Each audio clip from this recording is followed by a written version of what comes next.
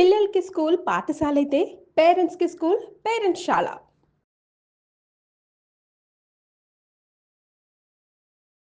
నమస్కారం. సుమన్ టీవీ ప్రేక్షకులందరికీ శ్రావణ మాస శుభాకాంక్షలు.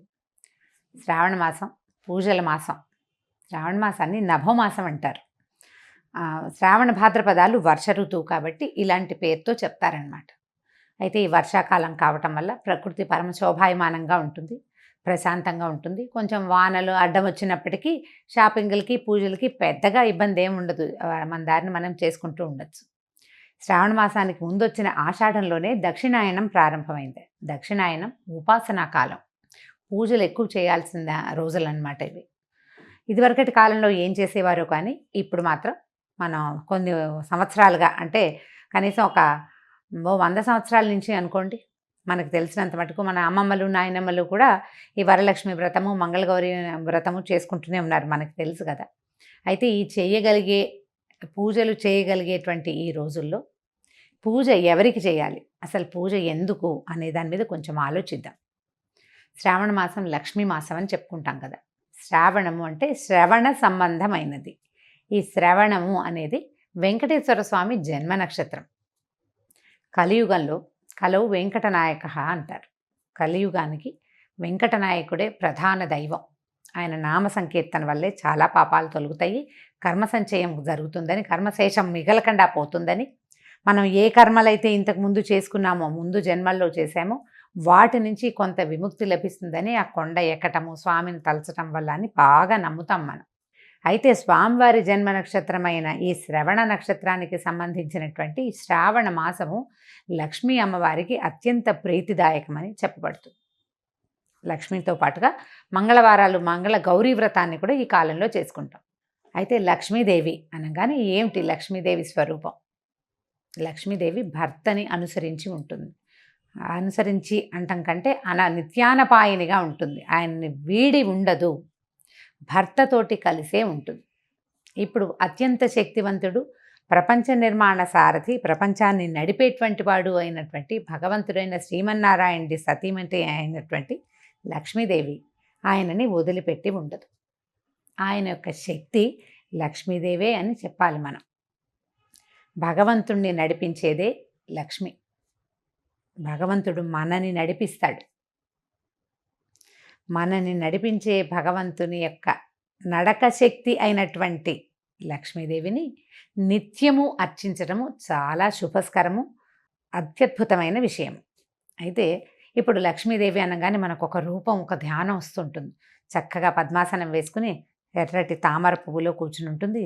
చేతుల్లో ఇంచి ఇలా ధనరాశులు చేతిలో ఇంచి రాలుతున్నట్టు, పక్కన 2 ధనపు కుండలు పెట్టి వెనకాల 2 ఏనుగులు ఆమెను అర్చిస్తున్నట్టుగా అట్లా మనకి గుర్తొస్తుంది. లక్ష్మీదేవి అనగానే ధనం చేత్తో వేసేది, ఒక చెయ్యిలాగా ఉంటుంది. చేతిలో ఇంచి పడిపోతుంటే ఇందులో ఇంచి ప్రసాదంలాగా మనకి డబ్బు వచ్చేస్తున్న భావన వస్తుంది. డబ్బు, ధనము అది ఇచ్చే దేవత లక్ష్మీదేవి. కానీ లక్ష్మి అంటే ధనం కాదండి. లక్ష్మి అంటే శ్రద్ధ. లక్ష్మి అంటే వృద్ధి. ఎక్కడైతే శ్రద్ధ ఉంటుందో అక్కడ వృద్ధి ఉంటుంది అని చెప్పబడుతుంది. శ్రద్ధకి ఎంత చిన్న చిన్న విషయాల్లో అయినా శ్రద్ధ కావాల్సిందే. మన ఇంట్లో ఓ సూదుంది, మనకు చీర జరిగింది, కుట్టుకుంటాం. మన సూదేనని కసకసా చేసేస్తామా? చెయ్యము. శ్రద్ధగా చేయాలి. అప్పుడు చెయ్యి తెగదు, చేతిలో గుచ్చుకోదు, వస్తువు సజావుగా అవుతుంది మనం చేస్తున్న పని. ప్రతి విషయంలోనూ ఇటువంటి శ్రద్ధే కావాలి. చూడండి, ఒక అరటిపండు తింటున్నాం, అరటిపండు జారి కింద పడిపోయింది. కళ్ళకత్తుకుని తీసి నోట్లో వేసుకుంటామా? కింద పడిపోయిందని పడేస్తాం. అదే ఒక 100 రూపాయల నోటు, ఒక రూపాయి బిళ్ళ కనీసం కింద పడింది అనుకోండి, ఏం చేస్తాం? బురదలో పెడితే కడుక్కుంటాం. కాగితం కనుక బురదలో పెడితే అలాగా తుడుచుకుంటాం, కళ్ళు కత్తుకుంటాం. అమ్మో మాలక్షమ్మ కోపం వస్తుంది అని. ప్రతిదాన్ని ఇదే శ్రద్ధగా తీసుకోవాలి. నీ యందు ఉన్న శ్రద్ధే లక్ష్మీ అనుగ్రహం. మనకి ప్రతి విషయంలోనూ లక్ష్మీదేవి అనుగ్రహం కావాలి. ఎక్కడెక్కడ కావాలి చూడండి. తెల్లవారి నిద్ర లేవడానికి అక్కడి నుంచి మొదలు పెడితే ప్రతి విషయము, ప్రతి దాంట్లోనూ నీకు ధైర్యం కావాలి, దానికి లక్ష్మీదేవి అవసరం. నీకు జ్ఞానం కావాలి, విద్యాలక్ష్మి అవసరం. నీకు ధనం కావాలి, ధనలక్ష్మి అవసరం. ధాన్యం పంటలు పండిస్తున్నావు, ధాన్యలక్ష్మి అవసరం. మన దగ్గర 4 ఆవులు ఉన్నాయి, పాడి పంట వృద్ధి చెందాలి. అక్కడ అక్కడ కావాల్సిన లక్ష్మి గోలక్ష్మి, గోమాలక్ష్మి, ఆవిడ సహకారం ఉండాలి. ధాన్యలక్ష్మితో పాటు పంటలు బాగా పండాలంటే సస్యలక్ష్మి కావాలి. ప్రతి చోట ఉండే సమృద్ధి సరి అయినదే లక్ష్మీ అవతారం. అటువంటి లక్ష్మిని సాకారంగా పూజించేందుకే ఈ శ్రావణ మాసాన్ని నిర్ధారించారు. సాకారంగా పూజించాలి అంటే మనం చక్కగా ఒక కలశం పెట్టుకుని ఆ కలశానికి చక్కగా అలంకారం చేసుకోవటం, మామిడి మండలు వాటితోటి అలంకరించుకోవటం, మామిడాకులతో అలంకారం చేసి ఒక కొబ్బరికాయ పెడతాం, దానికి ఒక వస్త్రధారణ చేస్తాం కలశానికి. కలశంలో లక్ష్మీదేవిని ఆవాహన చేసుకుంటాము. ఓ చిన్న ప్రతిమ ఏదైనా పెట్టుకుంటాము. కొద్దిగా బంగారమైన శ్రావణంలో కొనుక్కోవాలనుకుంటాము. ఈ బంగారం వృద్ధవుతుందన్న నమ్మకంతో, శ్రద్ధతోటి కొన్న వస్తువు వృద్ధవుతుంది, అదే పాయింట్. ఇట్లా మనం ప్రతి సంవత్సరము చేస్తే బోల్డ్ సంవత్సరాలు గడిచే కొందికి బోల్డ్ బంగారం తయారవుతుంది. అయితే ఏటా వచ్చే పూజకి పెద్దగా చెప్పుకునేందుకు ఏమీ ఉండదు. కానీ ప్రతి సంవత్సరము మనం చక్కగా ఇళ్ళు వాకిళ్ళు బాగు చేసుకుంటాము, దేవుడి గది బాగా శుభ్రం చేసుకుంటాము, కొత్త ప్రతిమలు ఏమైనా కొనుక్కుని తెచ్చుకుంటాము, కొత్త బట్టలు కొంటాము, కొత్తగా ఒక లక్ష్మీ రూపు కొనుక్కుని తెచ్చుకుంటాము. పుట్టింటి వాళ్ళు ఇస్తారు, అత్తవారింటి వాళ్ళు ఇస్తారు. ఎవరికైనా ఏదైనా ఇవ్వదలుచుకుంటే శ్రావణ మాసంలో ఇస్తే ఫలితం బాగుంటుంది. బోలెడన్ని తెలుస్తూ ఉంటాయి. ఈ మార్గంలోనే నిత్యము లక్ష్మీ ఆరాధన చేయడానికి ఈ నెల రోజులు అత్యంత శ్రేష్టమైనవి. విశేషమైన ఆరాధన చేయగలిగే వాళ్ళు చక్కగా వస్త్రాలంకరణ చేసి రూపులు కొనుక్కుని చేయగలిగిన వాళ్ళు చేసుకోవచ్చు. ఒకవేళ చేయలేని వాళ్ళు ఏం చేయాలి? లక్ష్మీ ఆరాధనకి మన ఇంట్లో ఉన్న పాత పటం కూడా పనికొస్తుంది. చక్కగా పటం తుడుచుకోవటం, అమ్మవారికి కొంచెం పసుపు గంధం పెట్టి బొట్టు పెట్టడం, తర్వాత ఒక దీపారాధన చేసుకోవటం, 4 పువ్వులతోటి అర్చన చేసుకోవటం, లక్ష్మీ అష్టోత్తరం లాంటివి చదువుకోవటం. అష్టోత్తరం అంత పెద్దది రాదు. ఇంద్రుడు చేసినటువంటి మహాలక్ష్మి అష్టకం 10 శ్లోకాలు ఉంటాయి, చిన్నదే. ఆ 10 శ్లోకాలు చదువుకోవటం. అంత పెద్దది రాదండి మాకు, ఒక్క శ్లోకం వచ్చు.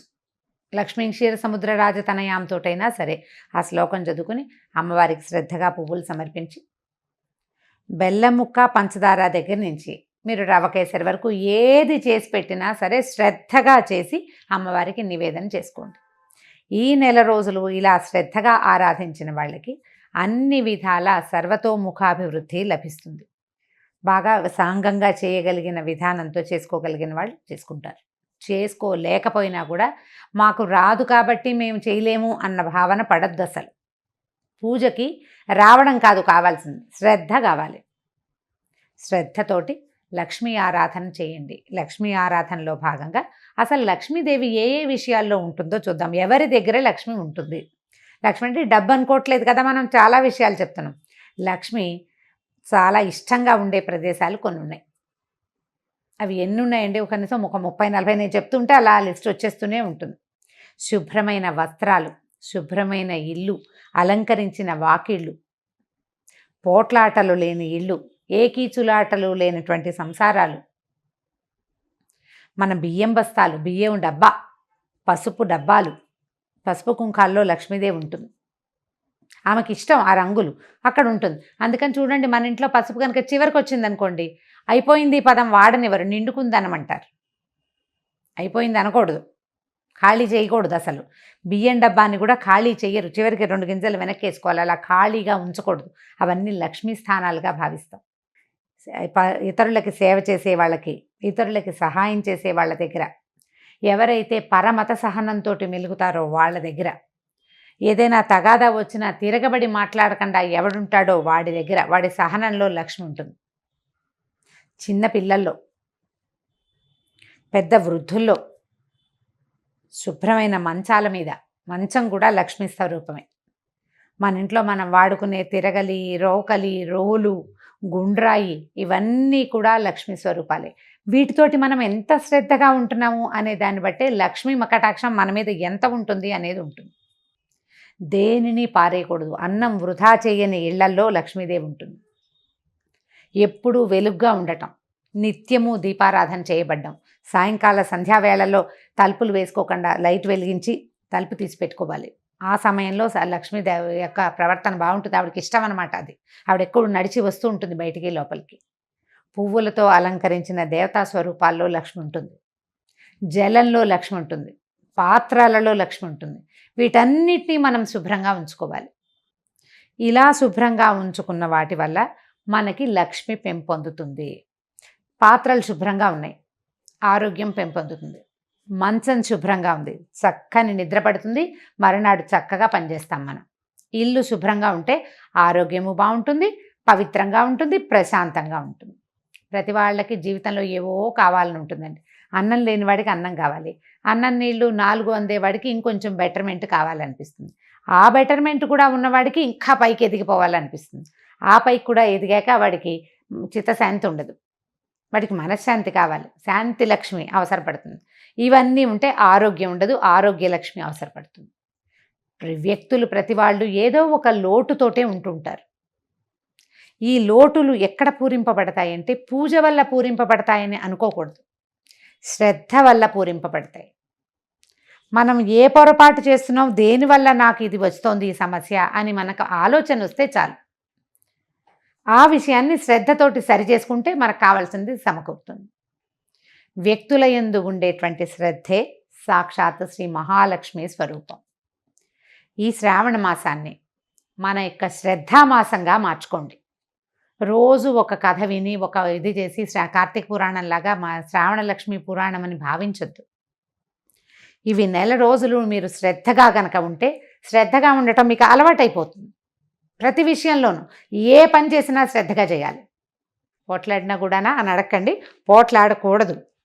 పోట్లాడద్దు, కొట్లాడద్దు, కీచులాడద్దు.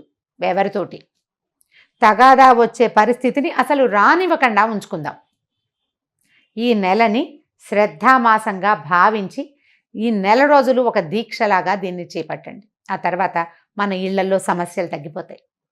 అత్తగారులతోటి కానీ, భర్తలతోటి కానీ, ఆడబడుచులతోటి కానీ, పిల్లలతోటి కానీ సమస్యలు ఉండవు. ఒకవేళ మనం ఆఫీస్లో పనిచేస్తుంటే ఆఫీస్ వాళ్ళతోటి కూడా మనకు సమస్యలు తగ్గిపోతాయి. శుభ్రత, జాగ్రత్త పెరిగితే ఆరోగ్యం పెంపొందుతుంది. మీరు రోజంతా ప్రశాంతంగా ఉండి శ్రద్ధగా ప్రశాంతంగా ఉండడానికి ప్రయత్నం చేస్తే ఆరోగ్య సమస్యలన్నీ తగ్గుతాయి. చిత్తశాంతి ఆటోమేటిక్గా వచ్చేస్తుంది. ప్రయత్నించి మొత్తం మామ్స్ అందరూ కనుక దీనికోసం ట్రై చేస్తే ఆటోమేటిక్గా డాడ్స్ అండ్ కిడ్స్ ట్రై చేస్తారు. తప్పకుండా ప్రయత్నించండి. కనీసం అయ్యో ఇవాళ చేయలేకపోయాను రేపైనా చేద్దాం అని అనుకోండి. ఇవాళ పోట్లాడేసేయాల్సి వచ్చింది, లేదా గొడవ పడాల్సి వచ్చింది, లేదా ఏదో వస్తువు పడిపోయింది, పగిలిపోయింది, పాలు విరిగిపోయినాయి, ఇలా అజాగ్రత్తలు బోల్డన్ అవుతాయి కదా. వాటన్నిటినీ సరి చేసుకునేందుకు ట్రై చేయండి. ఇవాళ పొద్దున్న నుంచి మనం ఆలోచించాలి. పాలు పొంగిపోకూడదు, జ్ఞాపకం పెట్టుకోండి.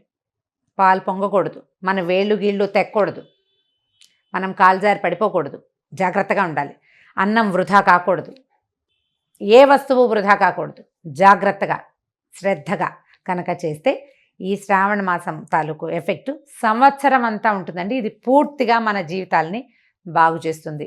మీరు కనుక విద్యార్థులైతే ఏదైనా చదువుకుంటుంటే, హౌస్ వైఫ్స్గా ఉండి కూడా చదువుకుంటాం కదా, నేను కూడా చదువుకుంటూ ఉంటాను. ఎప్పుడు చదువుకునే వాళ్ళు శ్రద్ధగా చదవటం, ఒక సమయ పాలన చేయటం, సమయ పాలన యందు కూడా శ్రద్ధ కలిగి ఉండటమే ఈ మాసం మన మోటో. అదే మన స్లోగన్. శ్రావణాన్ని శ్రద్ధగా మార్చుకోండి, దానికోసం ప్రయత్నం చేయండి. ఈ మాసంలో చేయవలసిన చిన్న పూజలు అవి వ్రతాలు ఉన్నాయి కదా, ఎవరి వ్రతాలు పూజలు చేసుకుంటారు. శ్రావణ మంగళవారము శుక్రవారము కూడా మిమ్మల్ని మళ్ళీ కలుసుకోవడానికి ప్రయత్నం చేద్దాం. అయితే ఈ శ్రావణ మాసం సోమవారంతో మొదలవుతుంది. ఈ సోమవారం విధి విధానం ఏమిటో కూడా మళ్ళీ చెప్పుకుందామండి. శ్రావణాన్ని శ్రద్ధగా ఆచరించండి. నమస్కారం.